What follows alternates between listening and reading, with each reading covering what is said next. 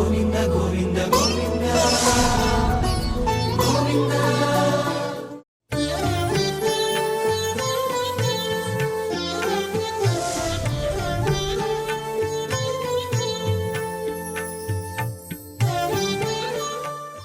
శ్రియః కాంతాయ కళ్యాణ నిధయే నిధయేర్థినాం శ్రీవేంకటనివాసాయ శ్రీనివాసాయ మంగళం. ఓం నమో వెంకటేశాయ. నారాయణం నమస్కృత్య నరం చైవ నరోత్తమం దేవీం సరస్వతీం వ్యాసం తతో జయముదీరయేత్. మహాభారతాంతర్గతంగా ఉద్యోగ పర్వ, అందున సేనోద్యోగ పర్వని మనం అధ్యయనం చేసుకుంటూ ఉన్నాం. ఇందులో 6వ అధ్యాయం ఆఖరి శ్లోకంతో ఈరోజు మనం ప్రారంభం చేసుకోవలసి ఉన్నది. దాన్ని అధ్యయనం ప్రారంభం చేద్దాం. వైశంపాయన ఉవాచ తథానుశిష్టః ప్రయయౌ ద్రుపదేన మహాత్మనా పురోధావృత్త సంపన్నః నగరం నాగసాహ్వయం శిష్యైః పరివృతో విద్వాన్ నీతిశాస్త్రార్థకోవిదః పాండవానాం హితార్థాయ కౌరవాన్ ప్రతిజగ్మివాన్. ద్రుపదుడు పంపించినటువంటి పురోహితుడు ఎట్లా ఉన్నాడు అంటే శిష్యైః పరివృతః, అనేక మంది శిష్యవర్గంతో కూడి ఉన్నాడు ఆయన.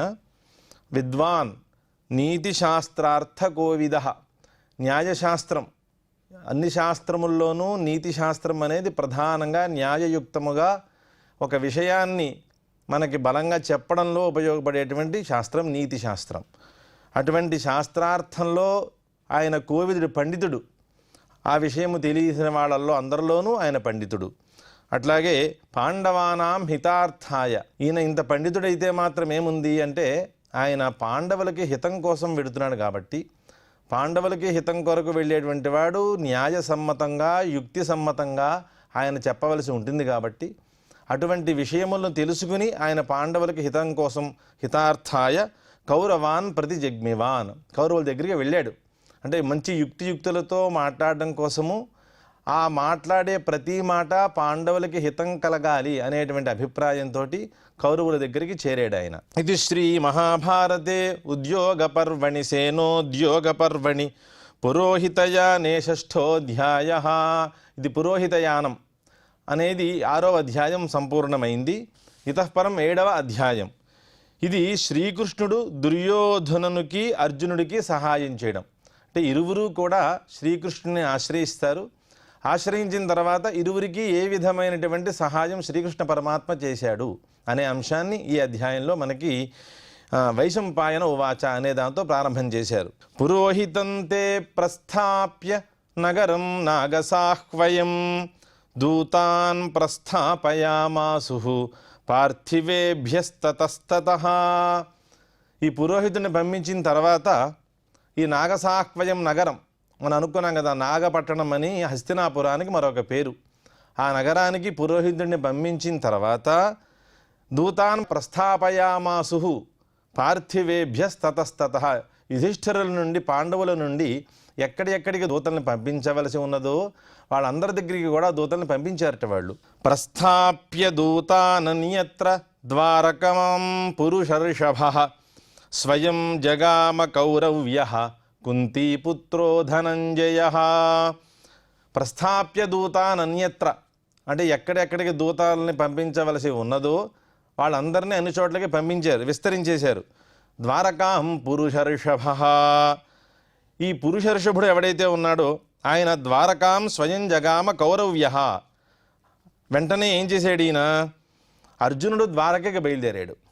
ద్వారకాం పురుషర్షభః స్వయం జగామ, ఆయన తనంతట తానుగా ద్వారకాపురికి బయలుదేరి వెళ్ళాడు ఆయన. కౌరవ్యః కుంతీపుత్రః ధనంజయః, ఈయన ఆయన విశేషణాల మాట ఇవన్నీ కూడా. గతే ద్వారవతీం కృష్ణే బలదేవే చ మాధవే సహ వృష్ట్యంధకైః సర్వైః భోజైశ్చ శతశస్తదా సర్వమాగమయామాస పాండవానాం విచేష్టితం ధృతరాష్ట్రాత్మజో రాజా గూఢైః ప్రాణిహితైశ్చరైః. గతే ద్వారవతీం కృష్ణే బలదేవే జనార్దనే. వీళ్ళందరూ కూడా ద్వారకా నగరానికి బయలుదేరి వెళ్ళారట. ఎవరెవరితో వెళ్ళారు? వృష్ణ్యంధకై సర్వై భోజైశ్చ శతశః ద్వారవతీం కృష్ణే బలదేవే చ మాధవే గతే సతీ. యదువంశం అనేది ఒకటే, వంశం ఒకటైనప్పటికీ కూడా ఇందులో వృష్ణి శాఖ అంధక శాఖ అనేటువంటి శాఖాభేదంతో వృష్ణివంశీయా అంధక వంశీయా అని ఉగ్రసేనుడు అలాగే వీళ్ళందరూ కూడా అంధక వంశానికి చెందినటువంటి వారు. కృష్ణ పరమాత్మ బలరాముడు వీళ్ళంతా కూడా వృష్ణి ఈ శాఖలకి చేరినటువంటి వాళ్ళు వీరంతా వృష్ణి శాఖాహ అలాగే అంధక శాఖలకు చేరినటువంటి ఉత్తములైనటువంటి వీళ్ళందరూ కలిపి ద్వారక చేరారు. అనంతరం సర్వమాగమయామాస పాండవానాం విచేష్టితం. వీళ్ళంతా ఎప్పుడైతే ఆయా ద్వారకి చేరుకున్నారో అనంతరం వీళ్ళు చేసేటటువంటి పాండవులు చేసేటువంటి చేష్ట ఏం చేస్తున్నారు వీళ్ళు, ఆ విశేషంగా వీళ్ళు చేసే ప్రయత్నం ఏమిటి అనే విషయాన్ని ఆగమయామాస జ్ఞాతవాన్ తెలుసుకున్నట్టు ఆయన. ఎవరు? ధృతరాష్ట్రాత్మజ రాజా గూఢై ప్రాణిహితైశ్చరై. ఆయనకి ఇష్టమైనటువంటి ప్రాణిహితములైనటువంటి గూఢ సంచారం చేసేటువంటి వాళ్ళు కొంతమంది ఉన్నారు. వాళ్ళ చేత ఈయన మొత్తాన్ని తెలుసుకున్నట్ట పాండవులు చేసేటువంటి పని ఏం పని చేస్తున్నారు వాళ్ళు అనే విషయాన్ని గూఢాచరుల ద్వారా ఆయన తెలుసుకోగలిగాడు. ఆయన సశ్రుత్వా మాధవం యాంతం సదశ్వైరనిలోపమైః బలేన నాతి మహతా ద్వారకాం అభ్యయాత్ పురీం. ఇదంతా విన్నట్టు ఆయన సశ్రుత్వా మాధవం యాంతం సత్ అశ్వైః అనిలోపమైః అంటే మాధవుడి దగ్గరికి చేరాలి ఇప్పుడు ఈయన. ఎవరు? దుర్యోధనుడు. ఆయన వెళ్ళే ద్వారకకి చేరాడనే విషయం ఈయన తెలుసుకోగలిగాడు. తెలిసిన తర్వాత అశ్వైః అనిలోపమైః అంటే వాయువేగంతో సమానంగా సంచరించేటటువంటి అశ్వములు, ఆ అశ్వల్ని ఎక్కి బలేన నాతి మహత ఎక్కువ బలాన్ని తీసుకోలేదు, కొంత సైన్యాన్ని మాత్రమే తీసుకుని కొంత బలగాన్ని తీసుకుని ద్వారకామభ్యయాత్ పురీం ద్వారకా నగరానికి చేరేట దుర్యోధనుడు. తమేవ దివసం చాసి కౌంతేయః పాండునందనః ఆనర్తనగరీం రమ్యాం జగామ ఆశు ధనంజయః.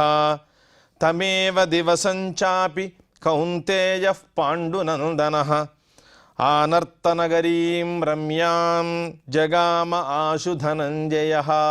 అదే రోజు అర్జునుడు కూడా బయలుదేరి వెళ్ళాడు. తమేవ దివసం చాపి కౌంతేయః పాండునందనః ఆనర్తనగరీం రమ్యాం అంటే రమ్యమైనటువంటి ఆనర్తనగరి అంటే శ్రీకృష్ణ పరమాత్మ ఉన్నటువంటి క్షేత్రం. ఆనర్తనగరీం రమ్యాం జగామ ఆశు ధనంజయః. చాలా వేగంగా ఆయన కూడా బయలుదేరి వెళ్ళేట అక్కడికి. ఆనర్తనగరి అన్నదానికి ఒక వివరణ ఉన్నది. అదే ఇప్పుడు ప్రస్తుతం ద్వారకగా పిలబడుతున్న కుశస్థలి అనేటువంటి ఒక నగరం. అది అంటే ద్వారక ఏర్పడడానికి పూర్వం కుశస్థలి అనేటటువంటి ప్రాచీన నామ దానికి ఉన్నది. అది శిథిలావస్థకి చేరిన తర్వాత సముద్ర గర్భంలోకి వెళ్ళిపోయేటప్పుడు సముద్రుణ్ణి కృష్ణ పరమాత్మ ప్రార్థించిన తర్వాత ఆ సముద్రం కొంత భాగం అవకాశం ఇచ్చింది. ఈయన అక్కడ ద్వారకా నిర్మాణం ఆ పట్టణాన్ని నిర్మాణం చేసుకోవడం కోసం సముద్రుడు అనుగ్రహంతో ఆ పట్టణాన్ని నిర్మాణం చేశాడు శ్రీకృష్ణ పరమాత్మ. ఆ విధంగా కుశస్థలి అనేటటువంటి నగరం మీదే ద్వారకని నిర్మాణం చేశాడనేది ఒక ఐతిహ్యం ఉన్నది. తౌ యాత్వా పురుషవ్యాఘ్రౌ ద్వారకాం కురునందనౌ సుప్తం దదృశతు కృష్ణం శయానం చాభిజగ్మతు. పురుష వ్యాఘ్రములు అంటే పురుష రూపంలో ఉన్నటువంటి ఈ వ్యాఘ్రములు రెండూ కూడా ద్వారకకి బయలుదేరి వెళ్ళాయి. తౌ యాత్వా పురుషౌ వ్యాఘ్రౌ ద్వారకాం కురునందనౌ సుప్తం దదృశుతు. నిద్రపోతూ ఉన్నటువంటి కృష్ణ పరమాత్మను ఇరువురు చూశారండి. శయానం చాభిజగ్మతు ఆయన దగ్గరికి చేరారు. వెళ్ళిన తర్వాత వారి యొక్క ప్రవృత్తి ఎలా ఉన్నది, ఎవరు ఎక్కడెక్కడ ఉపవిష్టులై ఉన్నారు అనే అంశాన్ని తర్వాత శ్లోకంలో చూపిస్తూ ఉన్నారు. తతశయానే గోవిందే ప్రవివేశ సుయోధనః ఉచ్ఛీర్షతశ్చ కృష్ణస్య నిశసాదవరాసనే. ముందు దుర్యోధనుడు కూర్చున్నాడు కృష్ణ పరమాత్మ దగ్గర. ఆయన కూర్చునే తీరు ఎట్లా ఉన్నది అంటే కృష్ణస్య ఉచ్ఛీర్షతః అంటే కృష్ణుడు పడుకున్నటువంటి పరుపుకి పాన్పుకి పైభాగంలో మాట పైన కూర్చున్నట్టేన శీర్ష ఆయన శిరస్సుకి పై భాగాన్ని చేరి నిషసాద వరాసనే అక్కడ ఒక మంచి ఆసనం ఉంది. ఆ ఆసనం మీద ఆయన ఉపవిష్టుడయ్యాడు. అంటే ఆయన అభిప్రాయం ఏమై ఉంటుందంటే పరమాత్మ లేవగానే ఆయన ఈ పక్కకి చూసి ఏమయ్యా దుర్యోధన బాగున్నావా అని మొదటి పలకరింపు ఆయన్ని పలకరిస్తాడు అనే అభిప్రాయంతో ఆయన శిరస్సుకి పైన కొంచెం పై భాగంలో ఒక మంచి ఆసనం మీద కూర్చుని ఉన్నాడు ఆయన. అనంతరం తతః కిరీటీ తస్య అనుప్రవివేశ మహామనాః పశ్చాచ్చైవ స కృష్ణస్య ప్రహ్వః అతిష్ఠత్ కృతాంజలిః. తతః కిరీటీ తస్యానుప్రవేశ మహామనాః పశ్చాచ్చైవ స కృష్ణస్య ప్రహ్వోతిష్ఠత్ కృతాంజలిః. అర్జునుడు మాత్రం కూర్చున్న తీరు వేరే విధంగా ఉన్నది. అంటే కృష్ణ పరమాత్మ అనుగ్రహం ఏ విధంగా లభిస్తుందో ఆ విధమైన మనస్సు ఆయనకి ఉంది కాబట్టి ఆ విధంగా ఆ మనస్సుతోటి ఆయన ఎక్కడ కూర్చోవాలో అక్కడ కూర్చుని ఆయన అనుగ్రహాన్ని పొందాడు. తతః కిరీటి తస్య అనుప్రవేశ పరమాత్మను ప్రవేశించాడు. మహామనాహ అంటే ఆయన అనుగ్రహం ఎలా లభిస్తుందో దానికి అనుగుణమైనటువంటి మనస్సు ఉన్నవాడు ఆయన. ఈ మహామనాహ అనే అంశము ఈ పదము దుర్యోధనుడికి వేయలేదు ఆయన. ఎందుకంటే ఆ మహామనస్సు అనేటువంటిది ఆయనకి లేదు కాబట్టి. మహామనాహ పశ్చాచ్చైవ స కృష్ణస్య కృష్ణుడికి వెనక భాగం కింద భాగంలో పాదభాగంలో ప్రహ్వహ అలా వంగి తల వంచి మాత్రం ఉంచేట ఇలా కొంచెం తల వంచి నించున్నాటైన కృతాంజలి ఇలా మొత్తం దోసిలి రెండు దగ్గరగా చేసి అలా ఆ కృష్ణ పరమాత్మని చూస్తూ కాకుండా ఆ తలకాయని కొంచెం వంచి ఇలా నించున్నట్టు ఆయన అక్కడ. ప్రతిబుద్ధస్స వార్ష్ణేయః దదర్శాగ్రే కిరీటినం సతయో స్వాగతం కృత్వా యథావత్ ప్రతిపూజ్యతౌ. సరే అనుకున్న ప్రకారం ఆయన లేచారు. వాస్తవంలో వీరి రాక కానీ వాళ్ళు ఎందుకోసం వచ్చారు, వారి మనస్సులో ఉన్న కోరికలు ఏమిటి, వాళ్ళు నా దగ్గరికి వచ్చినటువంటి అభిప్రాయం అంతా కూడా పరమాత్మకి తెలియనిది కాదు. కానీ వాళ్ళు ఇరువురు దగ్గరకు వచ్చిన తర్వాత ఏ విధమైన ప్రవృత్తి ఉంటుంది అనడం కోసము ఈయన కొంత ఆ సుషిప్తి అవస్థని ఆయన కొంత నటనాపూర్వకంగా చేశారు ఆయన. అంటే ఎవరెవరి మనస్సు ఎలాంటిదో తెలియడం కోసము అది ఒక చిన్న మిష మాత్రమే. వాస్తవంలో అది నిద్ర అని అనడానికి అవకాశం లేదు. ప్రతిబుద్ధస్స వార్ష్ణేయ ఆయన మేల్కునే ఉన్నాడు, కానీ పడుకున్నవాడు మేల్కొన్నట్లుగా లేచాడు ఆయన. వార్ష్ణేయ దదర్శాగ్రే కిరీటినం మొదట చూసింది ఎవరిని? అర్జునుడిని చూశాడు ఆయన. ఎంచేదంటే ఆయన లేస్తూనే పాదభాగం దగ్గర నించున్నారు ఆయన. పాదభాగం దగ్గర నించున్నటువంటి అర్జునుడిని ఇలా లేచిన మరుక్షణము మొట్టమొదట కళ్ళు విప్పి చూసింది ఆయన్ని. అంటే ఇదంతా ఒక దైవికంగా జరిగినటువంటి అంశమే. పరమాత్మ యొక్క మనస్సులో ఏదైతే అభిప్రాయం ఉన్నదో ఆ అభిప్రాయం ప్రకారమే ఇది జరిగింది. అనంతరం స తయో స్వాగతం కృత్వా యథావత్ ప్రతిపూజ్యతౌ వారిరువురిని కూడా స్వాగతం, రండి, ఎప్పుడు దయచేశారు, ఏ సమయంలో వచ్చారు అని ఏమీ తెలియనట్లుగా వారిరువురిని పలకరిస్తూ, వాళ్ళకి రాజులు కాబట్టి క్షత్రియ వంశంలో జన్మించినటువంటి ఉత్తములు కాబట్టి క్షత్రియ ఋషభ అని అంటున్నాం కాబట్టి ఈ కురు ఋషభ ఈ విధంగా వాళ్ళంతా శ్రేష్టమైనటువంటి రాజులు కాబట్టి వారి ఇరువురిని కూడా యథావత్ ప్రతిపూజ్య వాళ్ళకి చేయవలసినటువంటి గౌరవాన్ని సత్కారాన్ని ఆయన కూడా చేసి, అదే పరమాత్మ అయినా కూడా రాజధర్మాన్ని పరిపాటించాడు ఆయన. ఆ రీతిగా వాళ్ళని ప్రతిపూజ్యతౌ తదాగమనజం హేతుం పప్రచ్ఛ మధుసూదన.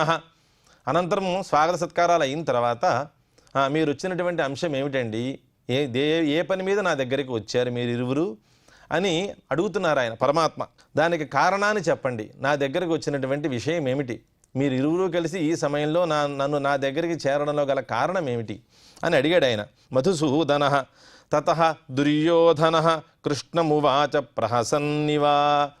అడగగానే మొట్టమొదట నేను వచ్చాను కదా అనే అభిప్రాయంతో దుర్యోధనుడు పాపం నవ్వుతూ ఉన్నట్లుగా కృష్ణుడితో మాట్లాడుతున్నట్ట.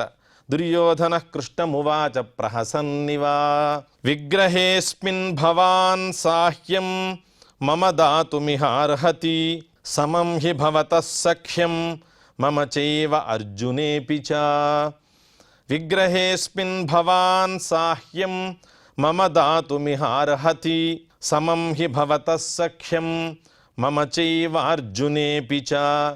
యుద్ధంలో సహాయం చేయడం కోసం మేము నిన్ను ఆశ్రయించాం.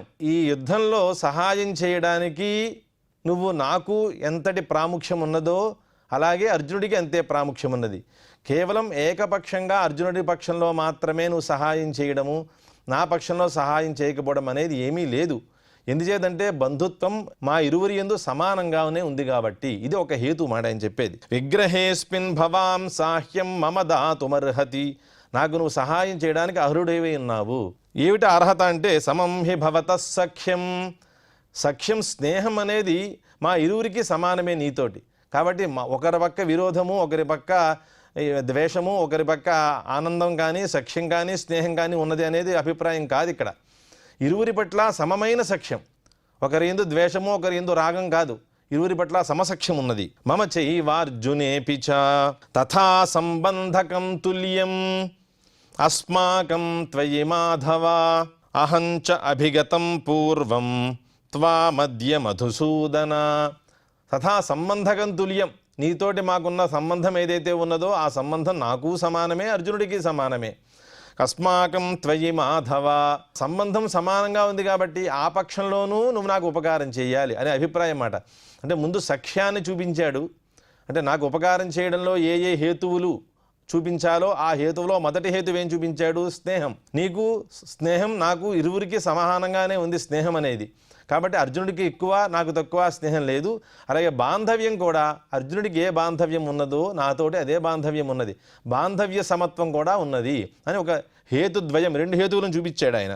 తథా సంబంధకం తుల్యం అస్మాకం త్వయి మాధవ అహం చ అభిగతం పూర్వం త్వామద్య మధుసూదన. అలా ఉన్నా నేను మాత్రం ఈరోజు నీ దగ్గరికి ముందుగా నేనే వచ్చాను. అహం చ అభిగతం పూర్వం త్వాం అద్య మధుసూదన. అనంతరం పూర్వం చాభిగతం సంతః భజంతే పూర్వసారిణః త్వం చ శ్రేష్ఠతమో లోకే సతామద్య జనార్దన. ఆయన దుర్యోధనుడు చెప్తున్నాడు ఈ విధంగా కృష్ణ పరమాత్మతోటి.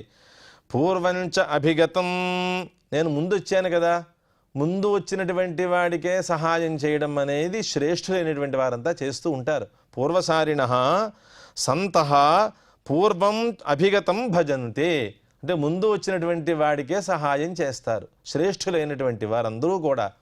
నువ్వేమో త్వంచ శ్రేష్ఠతమో లోకే, శ్రేష్ఠులందరిలోనూ నువ్వు శ్రేష్ఠుడివి. నువ్వు అంత మిక్కిలి శ్రేష్ఠుడమైనటువంటి నువ్వు నాకే ముందు ఉపకారం చెయ్యాలి. త్వంచ శ్రేష్ఠతమో లోకే సతామద్య జనార్దన సతతం సమ్మతశ్చైవ సద్వృత్తమనుపాలయ.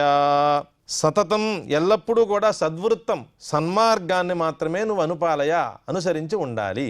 అంటే నా పట్ల నువ్వు ఎప్పుడూ ధర్మ మార్గంతో ఉండాలి తప్పితే మరో రకమైనటువంటి అభిప్రాయం నీకు ఉండకూడదు అని. శ్రేష్ఠతమో లోకే సతామద్య జనార్దన సతతం సమ్మతశ్చైవ, ఎల్లప్పుడూ కూడా ధర్మ మార్గమే సద్వృత్తం అనుపాలయ, మా ఇరువురి యందు కూడా ధర్మ మార్గంతో కూడి ఆ ధర్మం ఏదైతే ఉందో ఆ ధర్మాన్నే మా ఇరువురి యందు సమానంగా పాలన చెయ్యి అనే అభిప్రాయం చెప్పాడు ఆయన. ఇక్కడికి దుర్యోధనుడు చెప్పే మాట పూర్తయింది. అనంతరం కృష్ణ పరమాత్మ చెప్తూ ఉన్నారు.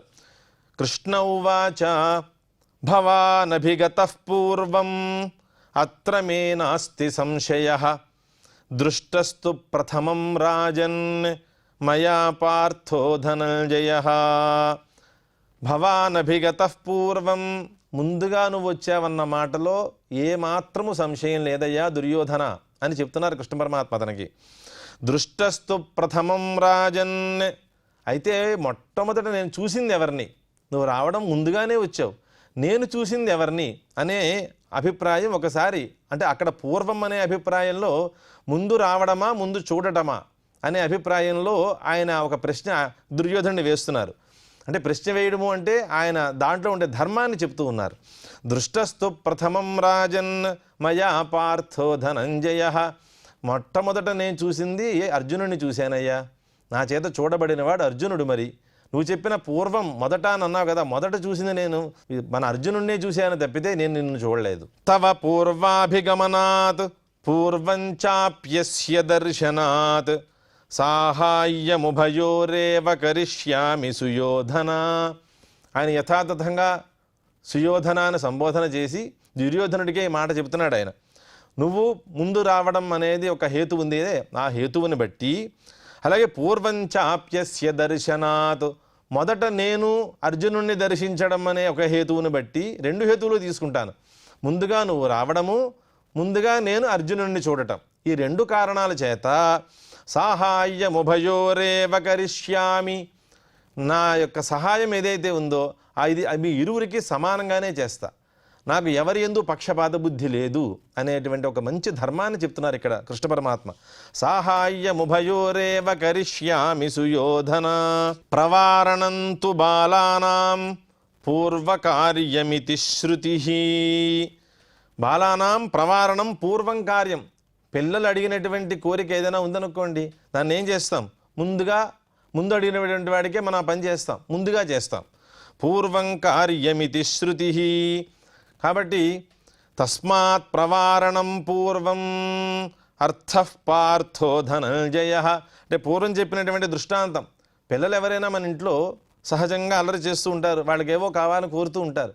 ముందుగా ఎవడైతే అడుగుతాడో ఆ విషయాన్ని ఎవరైతే కోరుతాడో ఆ పిల్లాడికి మనం ఇస్తూ ఉంటాం. లోకగతిని బట్టి మనం మహాభారతాన్ని అంచనా వేయకూడదు. మనకి పూర్వకాలం మహాభారతంలో ఈ అంశములన్నీ జరిగాయి కాబట్టి అదే కలియుగ ధర్మంలో కూడా అనుస్యూతంగా వస్తూ ఉన్నది. అప్పుడు జరిగినటువంటి అంశములనే ఇప్పుడు మనం అనువాదం చేస్తూ పరమాత్మ మనకి చెబుతూ ఉన్నారు కాబట్టి. తతః ప్రవారణంతు బాలానాం పూర్వం కార్యమితి శృతి. పిల్లలు అడిగినటువంటి కోరిక ఏదైతే ఉందో దాన్నే మనం మొదట చేస్తాం. మొదటగా ఎవరైతే మనకి ఇది కావాలని కోరారో వాళ్ళకి ఆ కోరికను తీర్చడం అనేది ధర్మం. అది శృతి సమ్మతమని వేదయుక్తంగా, వేదంలో కూడా ఒక దృష్టాంతంతో చూపిస్తున్నారు ఆయన. తస్మాత్ ప్రవారణం పూర్వం అర్థః పార్థో ధనంజయ. దానికి అర్హుడు ఎవడు, ఆ మొదటిగా కోరిక తీర్చవలసిన దానికి అర్హుడు ఎవడు అంటే అర్జునుడే అనేటువంటి విషయాన్ని సిద్ధాంతీకరించి చెప్తూ ఉన్నారు వారు. తస్మాత్ ప్రవారణం పూర్వం అర్థః పార్థో ధనంజయ మత్సంహననతుల్యానాం గోపానామర్బుదం మహత్ నారాయణ ఇతి ఖ్యాతాః సర్వే సంగ్రామయోధినః. ఇక్కడ ఒక అద్భుతమైనటువంటి వివరణ ఇస్తూ ఉన్నారు. ఆయనతో సమానమైనటువంటి గోపాలులు అంటే వాళ్ళకు చాలా శ్రేష్ఠులైనటువంటి యోధులు, యుద్ధంలో మహా గొప్ప యుద్ధం చేయగలిగినటువంటి సమర్థులు. అటువంటి వారు నారాయణ ఇది ఖ్యాతాః, వాళ్ళు నారాయణులుగా చెప్పబడుతూ ఉన్నారట. ఇటువంటి వారందరినీ ఆయన ఒకసారి చూపించి వీరిని నేను ఎవరికి ఇస్తాను, ఈ సైన్యం, నేను చెప్పే సైన్యం ఎవరికి కావాలి అని ఇక్కడ ఒక దృష్టాంతంగా నారాయణులు అనేటువంటి పేరు కలిగినటువంటి, నాతో సమానమైనటువంటి ప్రజ్ఞ కలిగినటువంటి వాళ్ళు కొంతమంది ఉన్నారు అని చెప్తూ ఉన్నారు శ్లోకంలో కృష్ణ పరమాత్మ.